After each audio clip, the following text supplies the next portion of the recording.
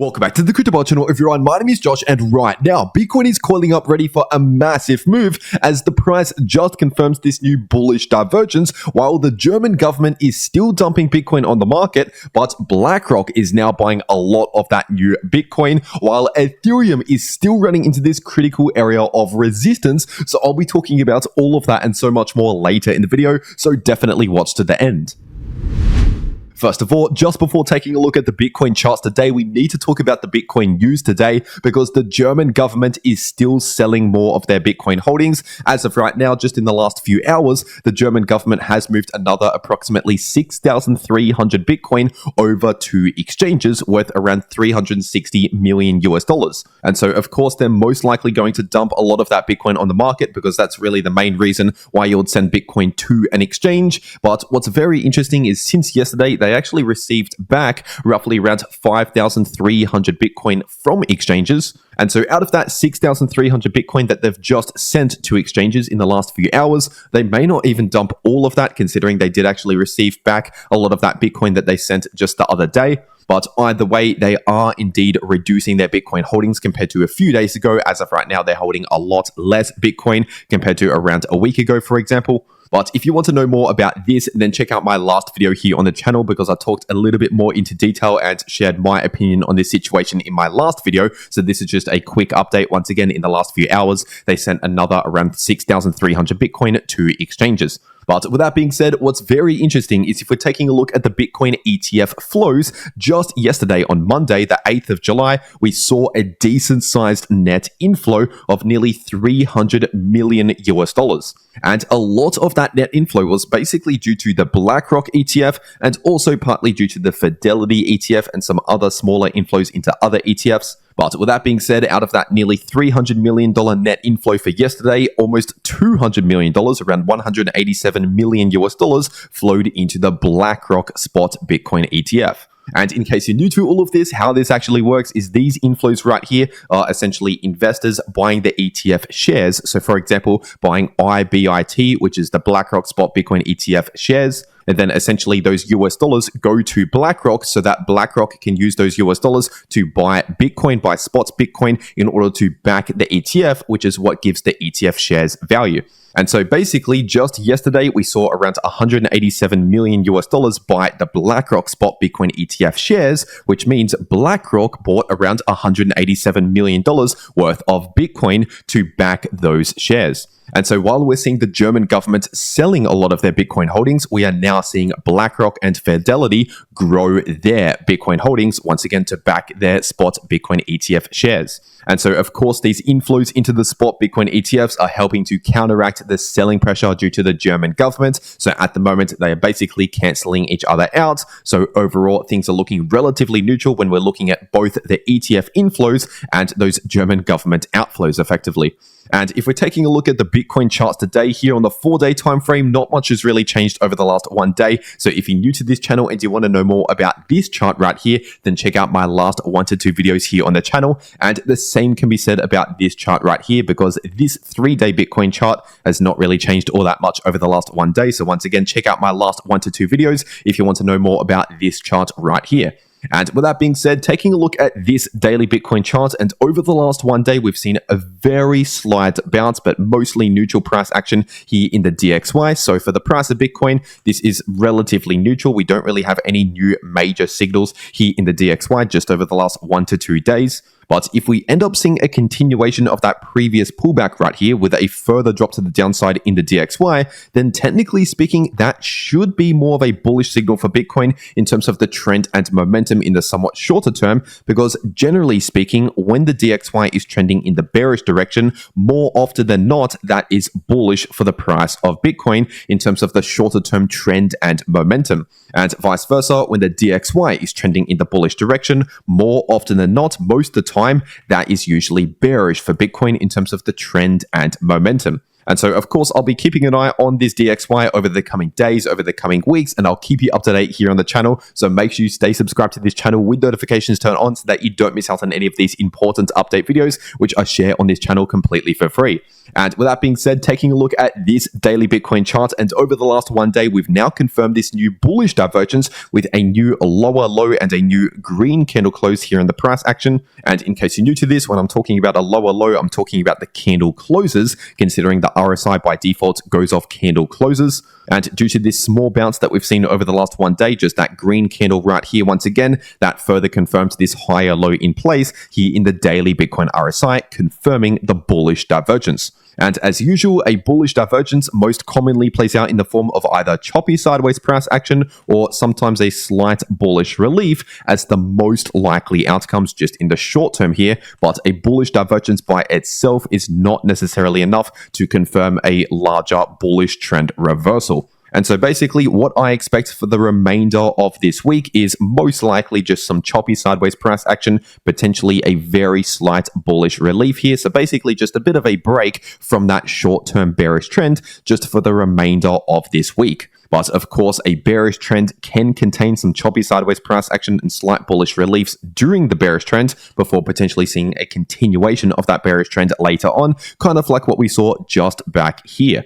And so that is why we need to keep an eye on important support and resistance areas on the chart. And as of right now, just over the last one day, we've actually just reclaimed this area of support, which is still sitting in between around 56,500 to 57,500. But really, we should be looking at around 56K as a critical level of support. So right around 56 to 57K is a critical area of support. And below that area, we also have this area of support in between around 51K to 53K.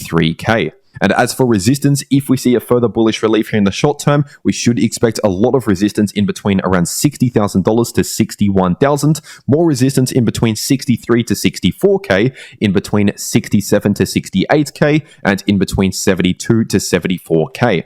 And once again, the trend in the short term is still bearish. We have not confirmed a bullish trend reversal, but just for the remainder of this week, I do expect a bit of a short-term break or relief from that bearish trend just in the short term here.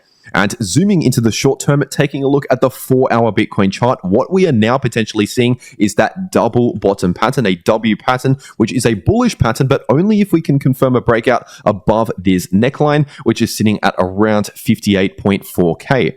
And so at least as of right now, we have not confirmed a breakout above that level. But if we do end up confirming a breakout above 58.4K, then in that case, that will set up a bullish price target for the double bottom pattern or W pattern sitting at around $62,000 approximately. But once again, I want to make it clear that as of right now, that price target is not in play. It is not active because we have not yet seen a breakout above 58.4K. And even if we confirm a breakout above 58.4K, we still have other resistance between the breakout and the price target that we need to pay attention to.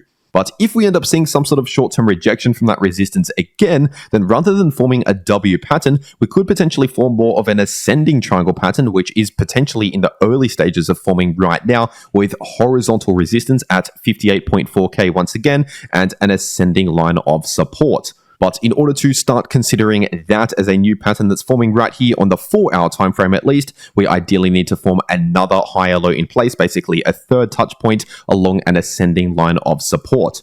And technically speaking, if we do end up forming more of an ascending triangle pattern with higher lows like that and that same horizontal line of resistance, typically speaking, an ascending triangle pattern is actually a bullish pattern. More often than not, it breaks out to the upside compared to the downside. It's not impossible to break to the downside, but usually it breaks out to the upside. And so that also coincides with the likely scenario due to this bullish divergence that we're most likely going to see a bit of a break or relief just potentially for the remainder of this week from that short-term bearish trend. But this alone is not enough to confirm a trend reversal. For that, we need to see other reversal signals, like for example, breakouts above key resistance or a further bearish reversal here in the DXY.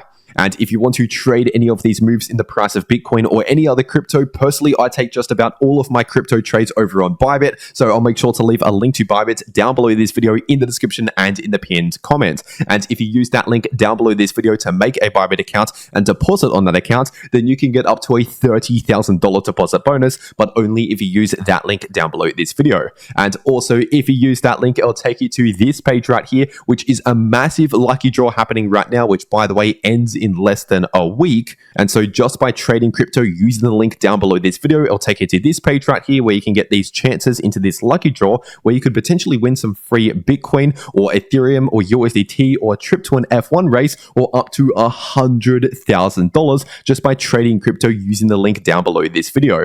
And so if you're going to be trading crypto anyway, you might as well check this out. Once again, first link below this video. But for whatever reason, if you cannot access Bybit or if you cannot KYC on Bybit, there is also Bitflex, which is another crypto exchange similar to Bybit, but you don't need KYC for Bitflex. And so I'll also make sure to leave a link to Bitflex down below this video as an alternative crypto exchange. And with that being said, taking a quick look at the Bitcoin liquidation heat map, and over the last one day, the price has moved closer towards that major area of liquidity, which is sitting at around 58.2K to around 58,500. And as of right now, that liquidity is still sitting there. And typically, the price of Bitcoin likes to grab a lot of liquidity, especially if it's close to the price. So it is actually quite likely that sometime soon, the price could hit around 58,500, somewhere around there on the chart, in order to take out a lot of that liquidity in between 58K and 58,500. And once again, a lot of that liquidity right there is also sitting right where that resistance level right here is sitting at, based on this 50% retracement level from this high to this low.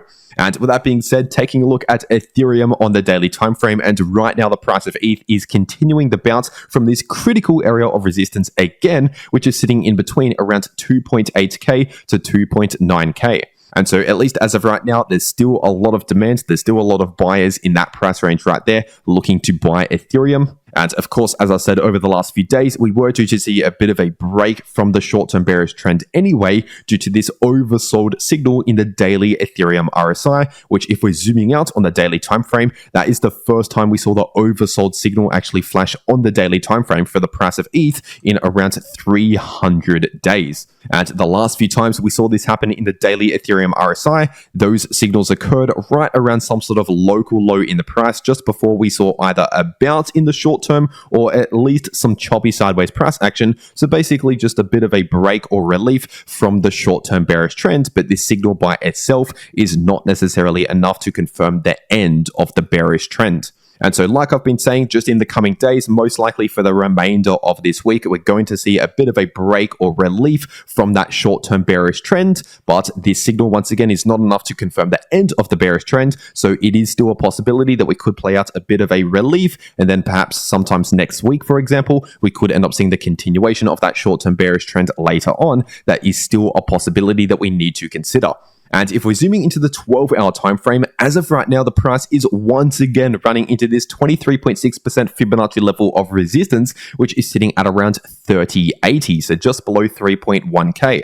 And similar to Bitcoin in the short term, we also have a possible double bottom pattern here, a W pattern. But once again, this only confirms with a bullish price target if we can confirm a breakout above around 3080. And if we're measuring out that technical price target from the candle closes, if we confirm a breakout above 3080, once again, that will give us a price target at around 3250. So basically at the next Fibonacci level of resistance at 3250, but measuring from the candle wicks, so basically the actual lows, that will give us a larger price target. If we're taking a look at that price target, that is sitting at around 3370, so just below 3.4K, which is this 50% retracement level acting as resistance. And so essentially the first price target, if we first confirm a breakout above 3080, the first price target would be at around 3250, and the second price target would be around 3380, so close to 3.4K. And above that level, we also have the golden pocket acting as significant resistance in between around 3520 to 3570 approximately. But once again, at least for now, if we're looking at the price structure in the short term, we're technically still within a bearish trend because we have not yet broken the lower high, lower low price structure, which is technically what a bearish trend is. And with that being said, taking a quick look at the price of Solana on the 12-hour time frame, and right now we are once again still struggling around this critical area of resistance in the short term, sitting in between around 140 to 144. And so that is still the area of resistance to pay attention to as of right now. And in case we see another massive rejection from that area, we still have a critical amount of support, a massive amount of support in between around 120 to 128. And as I've been saying over the last few days, we're most likely going to just see a lot of choppy sideways price action here. So volatile, bearish, and bullish movements within a large sideways price range. And obviously, so far, we're seeing pretty much exactly that play out as expected. So we're seeing very similar price action right now compared to what we saw back here, which is what I compared this price action to just a few days ago.